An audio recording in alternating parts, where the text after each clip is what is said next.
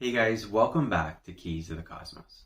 I wanted to do something a little different. We're going to talk about a different aspect of astrophotography. Obviously, if you watch this channel, you know we focus on deep sky, those beautiful nebulas, millions of light years away, some of them the galaxies.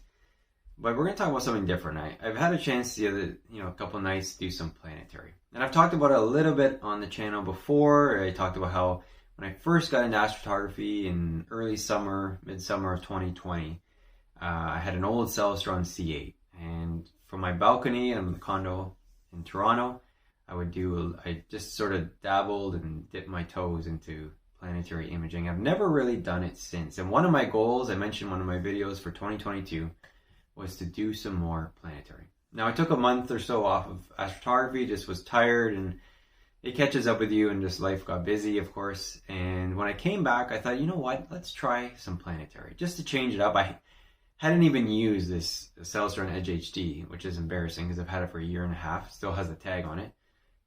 So I said, why not? Let's put it to use. I had sort of a short night, and I said, let's give it a go. So I did it, and I really enjoyed it. And it was challenging. It's very different. We're going to talk about that.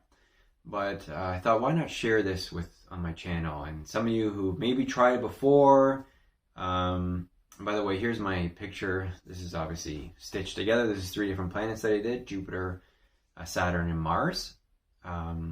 Terrible, but anyway, now looking back, it's terrible. By the time, I was very excited. And there's just something about planetary, because when you show someone a picture of nebulae, they're beautiful, and people are like, oh wow.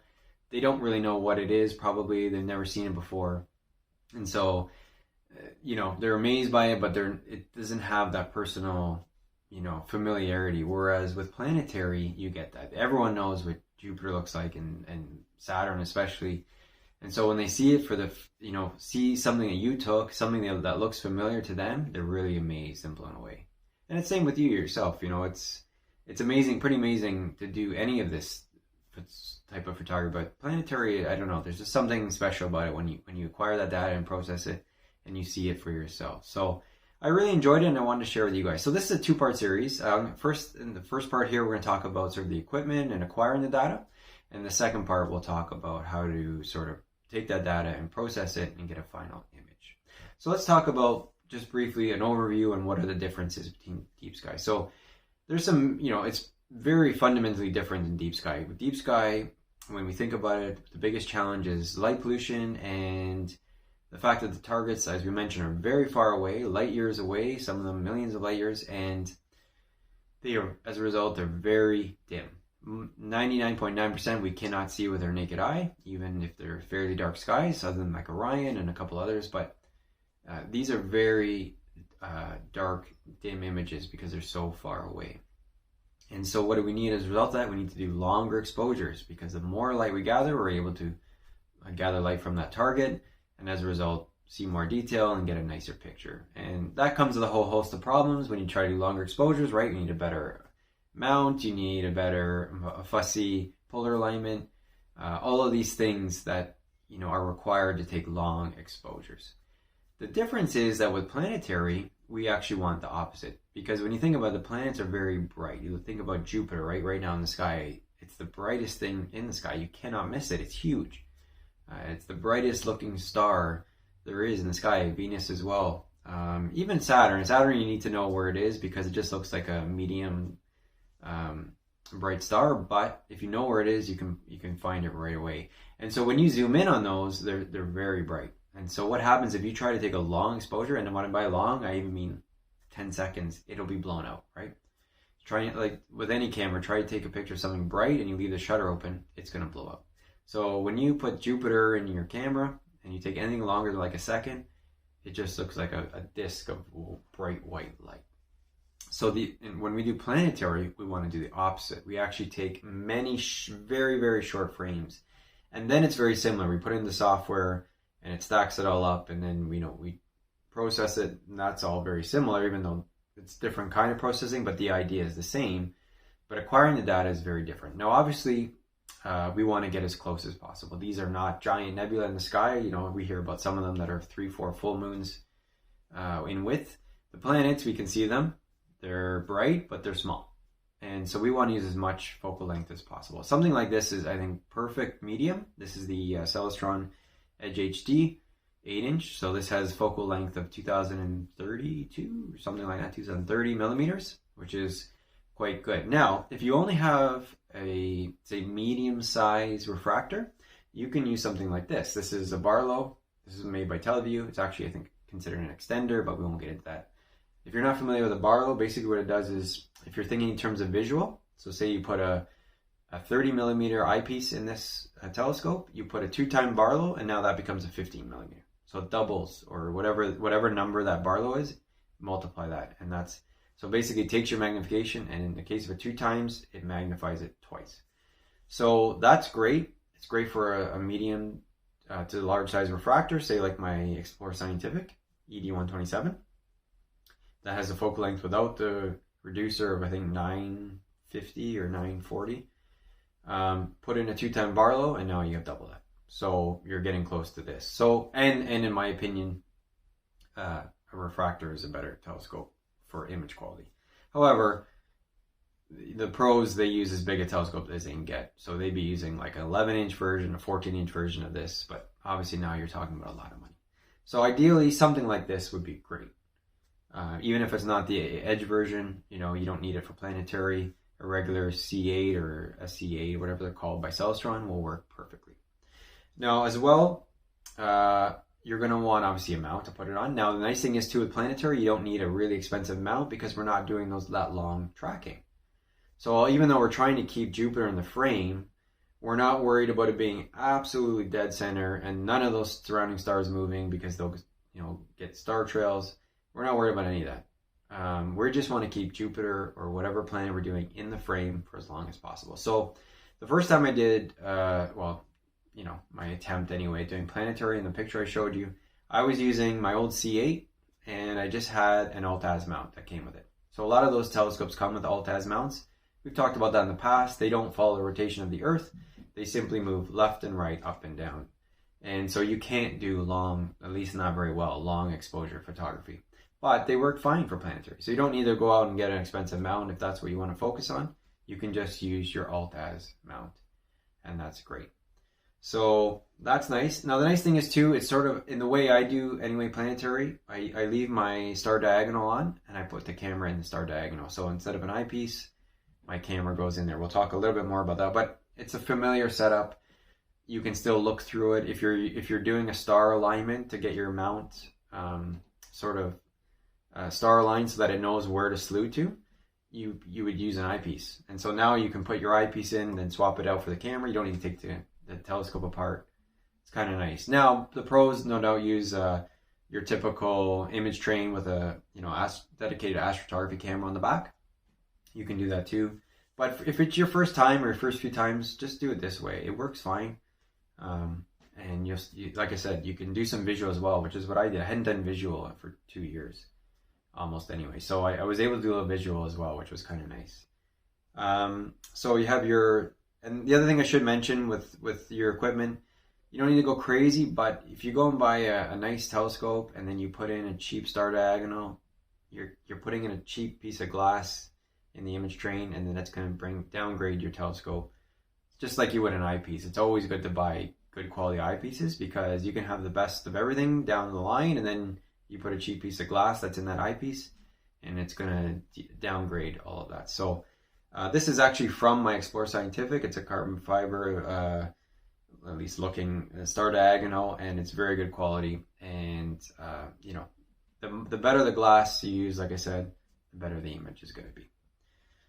So we talked about the telescope, the mount. In my case, I did use my Optron CM40. Obviously, if you have an equatorial mount, use it, because the more still you can keep the planet in the field of view, the better. But don't go out and buy just for Planetary. Start with your Alt-Az or whatever you have and work with that. Talked about a Barlow. You don't have to. In my image that I'll show in the second video there, I did not use a Barlow, but you can. And most guys do. I'll explain, but I kind of had some issues finding the planet with it. I was still able to get a decent picture without it. But if you are using a smaller telescope, you're going to need to use it. The other thing I should mention too is a filter. Now, you don't want to use, the L Extreme or one of those, the Radian Triad Ultra, like the ones that I use for deep sky, because they're actually going to block out what you do want.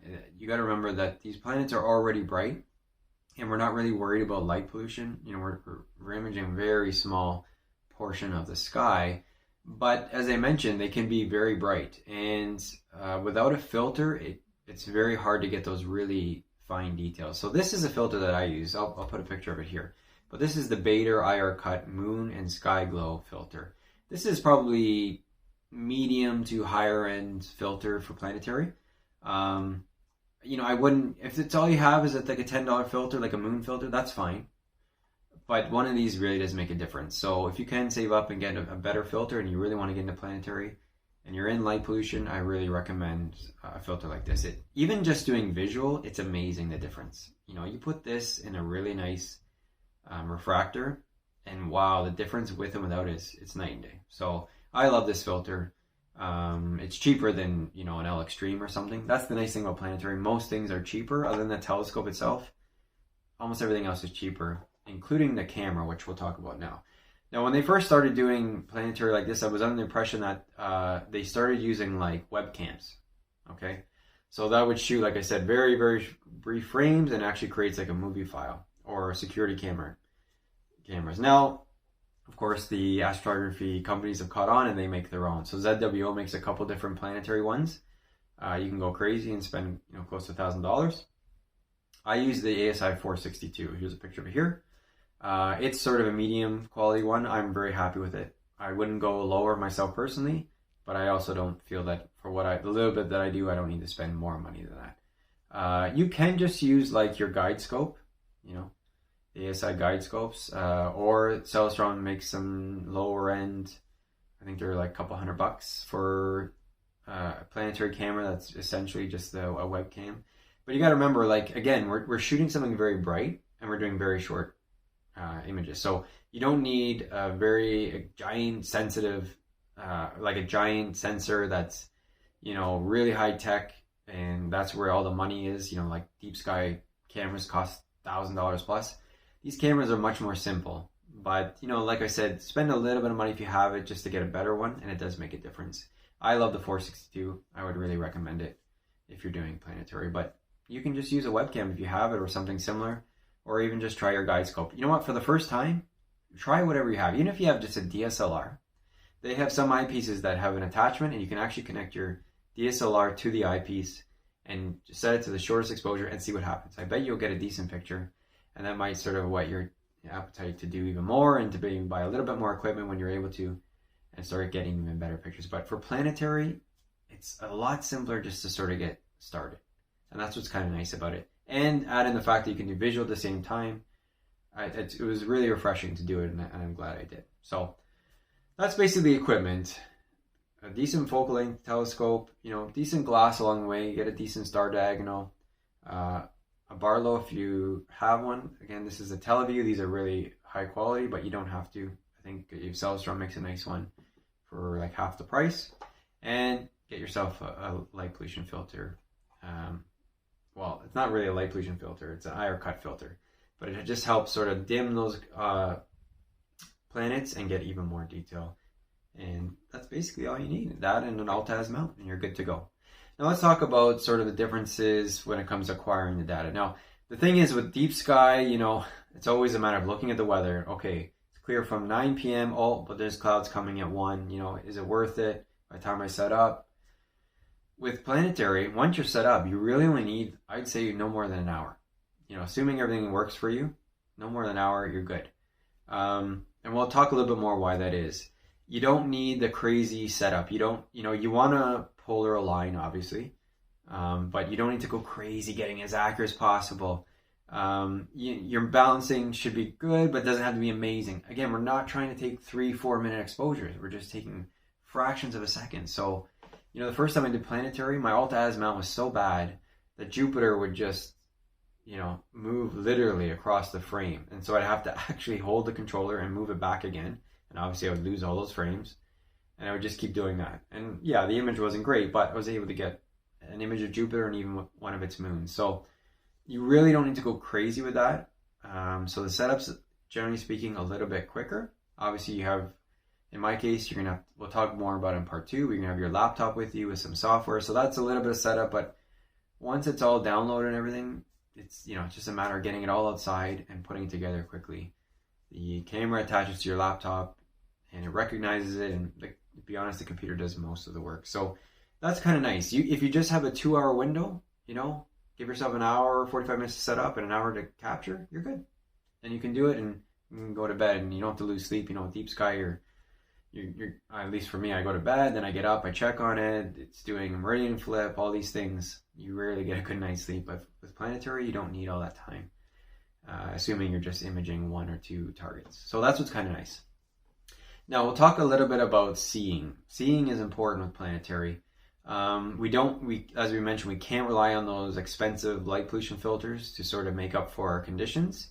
I mean, seeing is important in deep sky, like as far as like if it's foggy or really hazy, you're still not going to want to do deep sky. But with planetary, it's very important. Now I'm going to show you a video here. This is sort of a live capture, a screenshot of my live capture while I was capturing Jupiter. And you see how the planet sort of goes in and out of focus? That's not the telescope or the camera.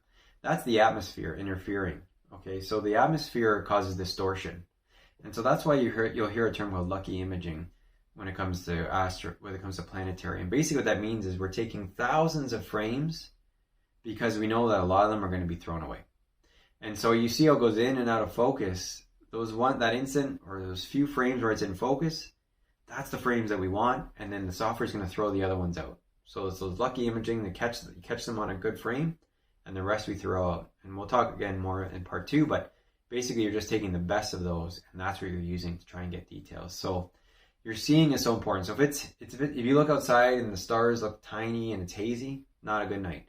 If obviously there's any fog or smoke in the sky, planetary, you need good conditions. It makes a big difference. So this is the perfect time of year, in my opinion. Like dead of summer, all that heat from the Earth at night comes off, and that causes distortion in the atmosphere. So unless you're in a southern location where the planet's high up, it's going to interfere.